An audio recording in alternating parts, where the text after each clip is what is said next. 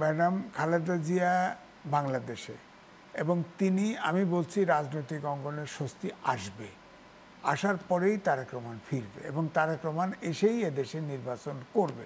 M A Aziz, আপনার কাছে যেখানে শামসুজ্জামান দুদু তো বললেন যে সেই গণতন্ত্রের যে যাত্রা এবং সেখানে বেগম খালেদা জিয়ার কতটা ভূমিকা আগেও ছিল বা এখনও হতে পারে, আমি আরেকটু এখানে যুক্ত করতে চাই, যেটা হচ্ছে বেগম খালেদা জিয়ার চিকিৎসক প্যানেলের একজন ডাক্তার জাহিদ, এবং উনি তো বিএনপির এমনিয়ত স্থায়ী কমিটির সদস্য। তিনি বলেছেন যে কিছুদিন পর জুবাইদা রহমান লন্ডনে যাবেন, কারণ তিনি তো এসেছেন বেগম খালেদা জিয়ার সাথে, লন্ডনে যাবেন এবং দ্রুতই তারেক রহমান সহ দেশে ফিরবেন। এই কথা যখন উচ্চারিত হয়েছে তখন আরও এক ধরনের বার্তা এসেছে, আরও এক ধরনের শক্তি বিএনপি নেতাকর্মীরা অনুভব করছেন। অন্যান্য রাজনৈতিক দলগুলো আসলে এখান থেকে কি বার্তা নিচ্ছেন?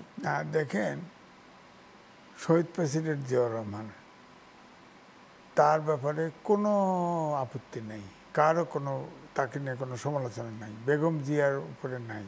তারেক রহমান নেক্সট লিডার বিএনপির হবে, তাকে নিয়ে এই ফেসিস্ট সরকার কত রকম কত কিছু বলল, কই একটা কিছু তো নাই।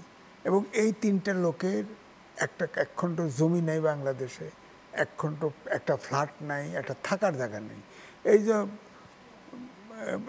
বেগম জিয়াকে যে আপনার মাইনুল রোড থেকে যে সরায় দিল, আপনি বলেন তো, তার একটা ওঠার জায়গা ছিল কোথাও? তিনি কিন্তু ভাড়া বাসায় যা উঠছে, ভাড়া বাসায়।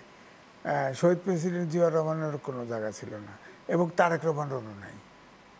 যতই সমালোচনা করেন তারও কিছু নাই। হ্যাঁ, অথচ বদনামের অন্ত নেই, তাকে বদনাম, এই কোরাস গেয়ে গেয়ে আওয়ামী লীগের ওই সব নেতাকর্মীরা তাকে বিতর্কিত করার চেষ্টা করেছে।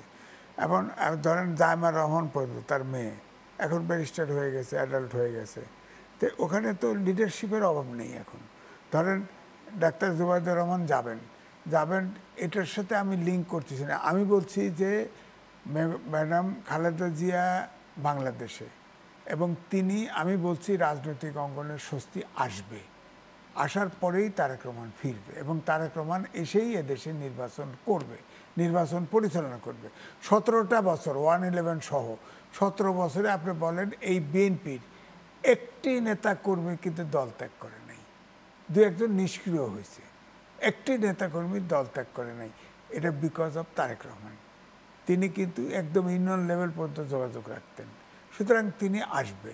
হয়তো তার কাছে অন্য খবর আছে যে এখন নির্বাচন, যেহেতু ইউনূস সাহেব, তার অবস্থান ক্লিয়ার না, তিনি কখন নানান রকম সবসময় ল্যাজ লাগায় কথা বলে, পরিষ্কার করে তো কথা বলে না। তো এই জন্যে হয়তো তিনি হয়তো দেরিতে আসবেন। ম্যাডাম খালেদা জিয়া যেহেতু ওয়েল অ্যাকসেপ্টেড সর্বত্র, সুতরাং তিনি এসছেন, তিনি হয়তো গণতন্ত্রের পথটা সুগম করবেন, তারপরে উনি আসবেন। এই অপেক্ষাটা হয়তো হবে। কিন্তু এখন যে অবস্থায় আছে, আমার মনে হয় যে হ্যাঁ, ম্যাডাম খালেদা জিয়া তিনি এখন অসুস্থ আছেন, কিন্তু দেশের অবস্থা কিন্তু খুব ভালো না। আপনার ওয়ার্ল্ড ব্যাংক, আমি বললাম 3.3% জিডিপি গ্রোথ যদি হয় 2026 সালে, দুর্ভিক্ষ হবে তো দেশে। আপনার ইয়েন ভিত্তিক লোন আসছে, সেই লোন $7.5 বিলিয়ন, $12 বিলিয়ন হচ্ছে। এখন তো কারেন্সি ইয়েনে লোন নিছে না, নিয়ে তো এখন ফেসে গেছে। আজকে বণিক বার্তার রিপোর্ট আছে, দেখেন যে ইয়েনের ফাঁদে বাংলাদেশ, অর্থাৎ এখন তো লোন বাড়তে থাকবে।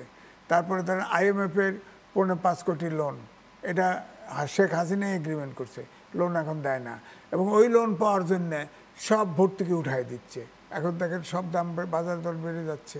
সুতরাং দেশের অবস্থা কিন্তু ভালো না। এছাড়া ব্যক্তিগতভাবে ডক্টর মোহাম্মদ ইউনূস কিন্তু নিজের পক্ষে অনেক বেনিফিট নিয়ে ফেলছে, অনেক বেনিফিট। আমি সব বলতে চাই না, দু একটা বলি। ধরেন গ্রামীণ ব্যাংক তো সরকারি, তিনি তো 666 কোটি টাকা লোন মওকুফ করে নিয়েছেন। তারপরে গ্রামীণ ফোন তিনি 4,000 কোটি টাকা মওকুফ করে নিয়েছেন। তারপরে ধরেন গ্রামীণ ব্যাংকের 25% শেয়ার ছিল সরকারের, এটাকে 5%-এ নামিয়ে এনেছেন। এছাড়া ইউনূস মেডিকেল, ইউনূস অমক, আবার গ্রামীণ ট্রাস্ট, তিনি, আমাদের দেশে আপনার ইনভেস্টমেন্ট আনা যায় না, উনি গ্রামীণ ট্রাস্ট, তার থেকে বিদেশে বিনিয়োগ করতে পারবে।